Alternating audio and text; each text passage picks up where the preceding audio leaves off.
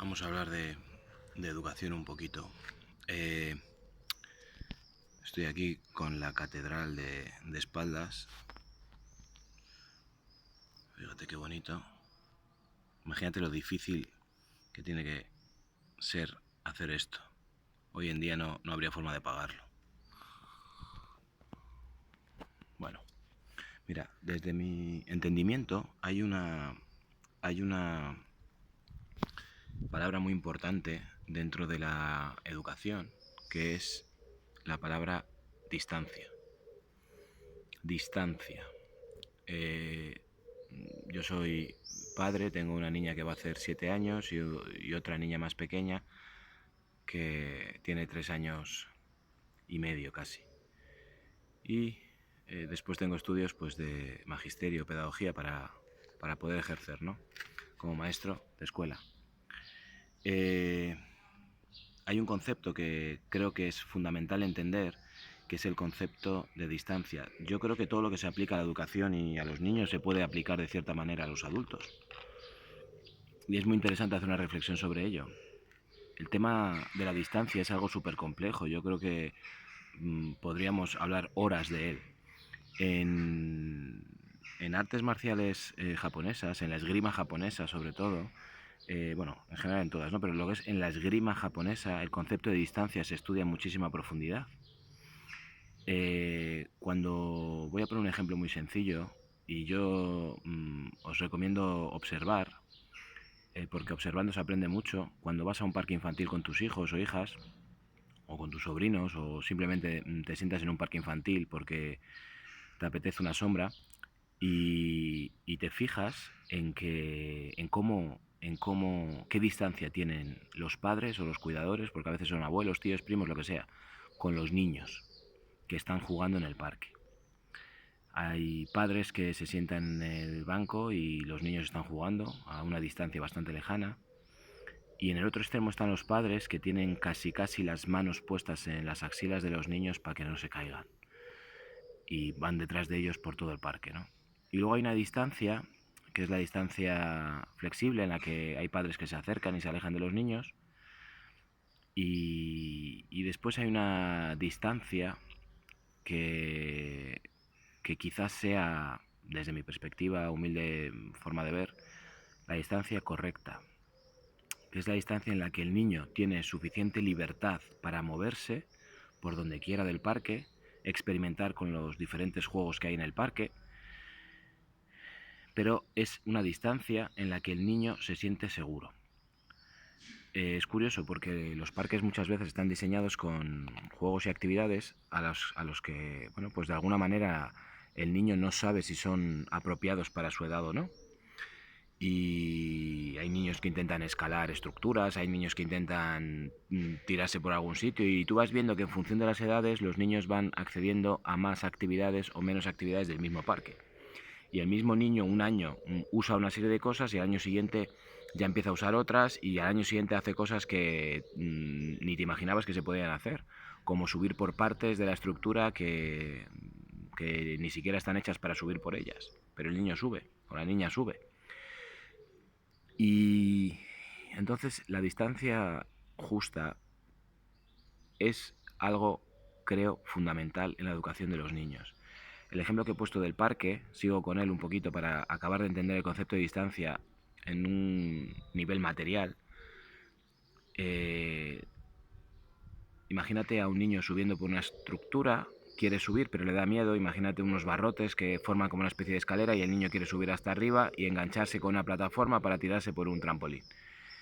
Y entonces el niño ha decidido él, no porque tú se lo hayas impuesto, ni dicho, ni sugerido siquiera, ha decidido él subir por esas escaleras. ¿Qué ocurre? Que la distancia que hay entre los peldaños, a lo mejor, es un poco grande o hay demasiada distancia y empieza pero tiene miedo. Si tú sabes colocarte a la distancia justa, incluso de tal manera que tus manos estén cerca de tu hijo o hija, y el niño perciba la seguridad que le puede dar su padre o su madre o quien le esté cuidando, el niño automáticamente adquiere una fortaleza nueva, que es la fortaleza que le da seguridad, y es la seguridad que viene de la vida. Es decir, para el niño, el cuidador, sobre todo si es su padre o su madre, son la fuente de la vida. Y a un nivel consciente o incluso inconsciente, el niño identifica a sus padres con la vida. No sé dónde me he quedado porque me he tenido que cambiar de posición porque había una pareja que quería hacer unas fotos. Bueno, los padres son, y así lo interpreta el niño a nivel consciente e inconsciente, la fuente de la que recibe vida y seguridad. Entonces, la distancia es muy importante para ellos.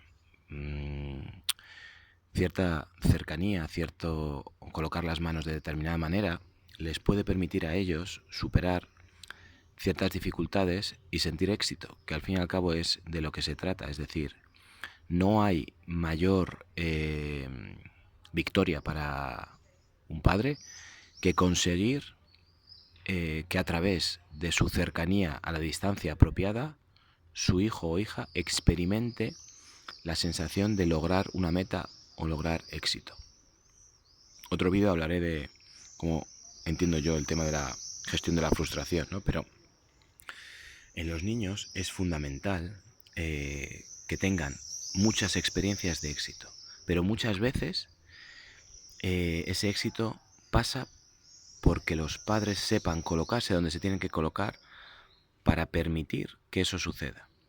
El ejemplo del parque es un ejemplo muy sencillo de entender. Si mi hija está subiendo por los barrotes y yo le digo, cariño, no te preocupes, yo estoy aquí, y a mayores de decirle eso, coloco las manos como a 15 centímetros de sus piernas, en ese momento ella sabe que si por cualquier motivo se cae o pierde el equilibrio o saca la pierna afuera, yo voy a agarrarla. Y entonces va subiendo y consigue llegar a la plataforma donde quería y tirarse por el tobogán. Acaba de tener éxito y yo no he intervenido. Un nivel de cercanía más sería en el momento en el que para, por ejemplo, poner un pie en un peldaño no llega. Esto lo hago yo mucho con la pequeña. Quizás por su fuerza o por su tamaño, hay veces que no llega a peldaños donde llega la mayor. Y entonces, después de que lo haya intentado, y a veces sin apenas decirle nada, colocando la mano un poquito lo justo en la suela del zapato. Yo prefiero tocar el zapato que no su pie, porque el zapato tiene un tacto diferente a su piel. Entonces, para ella, el éxito es mayor si nota el contacto en el zapato que no en el pie, que es donde nota el contacto del barrote. Esto es un poquito más complicado de explicar, pero bueno, creo que me estáis entendiendo, ¿no? Y entonces, con una ligera ayuda, como si mi mano fuese un escalón intermedio, ella es capaz de superar la distancia que no podía antes. Eso es un nivel de proximidad todavía mayor, ¿de acuerdo? Poco a poco se va liberando de esa mano y es capaz de hacerlo ella sola. Creo que con el ejemplo del parque y de los artificios de los parques más o menos me estáis entendiendo a nivel físico de qué distancia estoy hablando. Pero la distancia se puede trasladar con los niños a todo. El momento en el que comen, el momento en el que deciden dibujar, el momento en el que deciden jugar.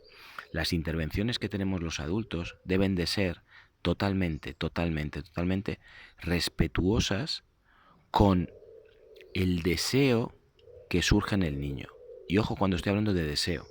Estoy hablando de deseo, no estoy hablando de apetencia. Es decir, si por ejemplo a un niño le apetece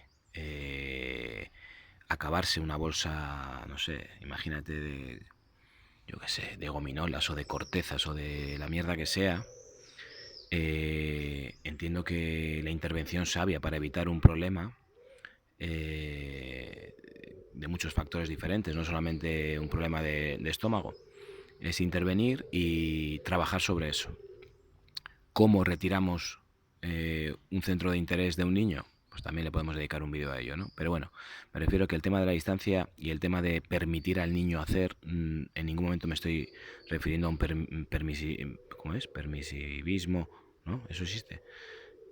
Permisismo tampoco, no sé, bueno, que no es dejarle hacer lo que le dé la gana, sino entender que hay ciertos momentos en los que el niño tiene intención o deseo de hacer algo y nuestra intervención no aporta nada. Es decir, si un niño tiene un montón de pintura sobre la mesa y tiene un folio en blanco, y está con sus 14 sentidos o 15 sentidos dibujando, eso de intervenir para corregir un dibujo, para matizar un dibujo, eso son cosas que... ¿cómo explicar? Que es que no pintas nada ahí. Deja que el niño emborrone, deja que el niño manche, deja que el niño haga lo que quiera con esas pinturas y ese folio. Otra cosa es que el niño te diga, papá, es que quiero dibujar un coche y no me sale. Y entonces lo apropiado sería dibujarle dentro de tus capacidades 15, 16 coches diferentes, pequeños. Decir, mira, yo los dibujo así. Y haces uno, y haces otro, y haces otro, y haces otro. Y los dejas ahí al lado. Y dices, me tengo que marchar. Voy a la cocina un momento. Entonces el niño tiene ahí unos modelos, pero esa es la distancia, desde mi perspectiva, ¿eh? Aquí cada uno hace las cosas como quiera, ¿no? Pero desde luego dibujarle unos puntitos para que el niño recorra con su boli o su rotulador, perdón, los puntitos porque no sabe hacer un coche y tú le vas a enseñar a hacer un coche. Si cuando vienes el niño sigue frustrado, hay que acercarse una gota más. Si te vuelve a pedir ayuda y los modelos de coches que le has dejado al lado no le sirven, hay que dar un paso más y acercarse. Y decir y preguntar, ¿cuál has intentado? Estoy poniendo un ejemplo, ¿eh? ¿Cuál has intentado? ¿Has intentado alguno?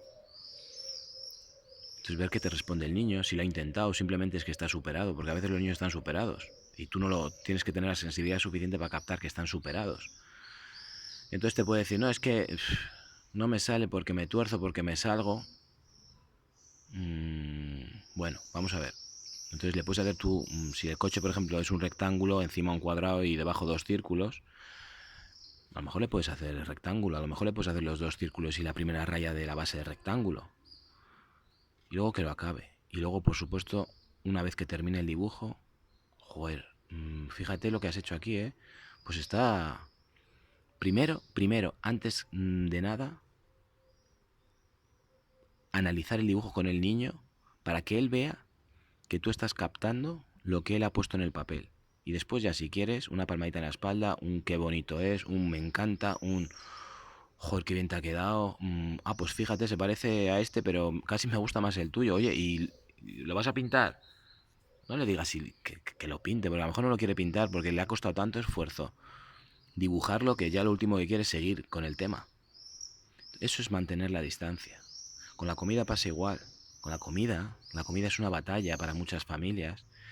Y es curioso porque la comida es una cuestión completamente natural en los niños, porque como cualquier ser vivo se necesitan alimentar. Y hemos creado un drama de ello tremendo. Y no conozco ningún caso de niño muerto de hambre en nuestra sociedad, en nuestros colegios, en nuestras casas. Tenemos como una especie de obsesión con la comida, ¿no? Yo soy muy partidario de que el niño coma por sí mismo, ¿no?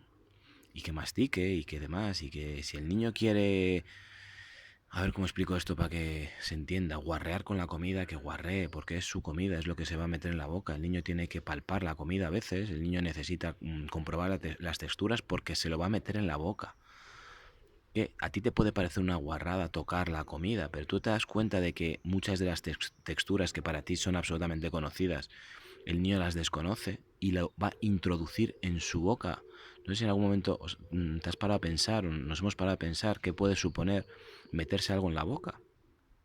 Entonces, por eso muchas veces los niños necesitan tocar la comida y ya está el típico padre, la típica madre o la abuela, ay, ay, ay, que se va a poner malísimo porque tiene las manos cerdas, o directamente, eso es una cerdada, coge la cuchara, coge el tenedor, pero, por favor. El niño necesita seguridad y parte de la seguridad comiendo es tocar la comida. ¿Y qué ocurre cuando un niño dice no quiero más? ¿Qué puede pasar después de la segunda cuchara? ¿Qué distancia se mantiene en ese momento? Pues qué complicado es, ¿eh? Porque muchas veces los padres pensamos que un trocito más de carne, un trocito más de patata, un trocito más de algo es salud para ellos, ¿no? Y yo soy el primero que intenta que si queda algo de proteínas en el plato, sobre todo proteínas, que se las coma, ¿no? Pero es mi deformación como culturista. De hecho, cuando un plato, por ejemplo, tiene arroz y pollo, típico plato de padre culturista, que yo no es que sea culturista, ¿no? Pero creo que es muy sano el arroz integral con el pollo a la plancha. Entonces, si mi hija o mi hijo en un momento dado dice no quiero más, y yo estimo que han comido poco y tengo los cojones de estimar que han comido poco, que a veces me pasa, pues negocio desde la distancia justa. Mira, cariño, queda atún en el plato, un plato de atún con pasta. Cariño, queda pollo, pero nunca hay que llegar al chantaje. O sea, el niño tiene que, a lo mejor tú estimas que tiene que comer 2 porciones más. Jamás uses el chantaje. Voy a hacer un vídeo exclusivamente dedicado a la comida, ¿vale? Entonces, puedes hacer un negocio con él, una negociación. Venga, comes 2 más y esperas a que termine yo. Y ya te bajas de la silla. Entonces puede comer 2 trocitos más de pollo, pero 2 más. Ya no le vuelvas a decir otro más, porque entonces has incumplido tu trato. ¿De acuerdo? 2 más o 1 más. Y ya está. Eso es mantener la distancia adecuada. Y a veces si estimas que ha comido, aunque le quede en el plato, a lo mejor es que le has puesto de más. Mira, una de las maestras de mi hija mayor siempre decía, con el tema de la comida, que los padres nos equivocamos llenando los platos de comida. Al niño hay que llenarle muy poco el plato de comida y que no le cueste nada terminarlo, y entonces se va acostumbrando poco a poco a terminar los platos, porque no le cuesta nada terminarlos. En cambio, cuando nosotros ponemos de más, estamos cometiendo un error muy grande, porque el niño siempre se va a enfrentar a algo que le supera. En cambio, es mejor poner menos. Eso sí que lo he aprendido y sí que realmente es efectivo. Hablaré un día del tema concreto de la comida.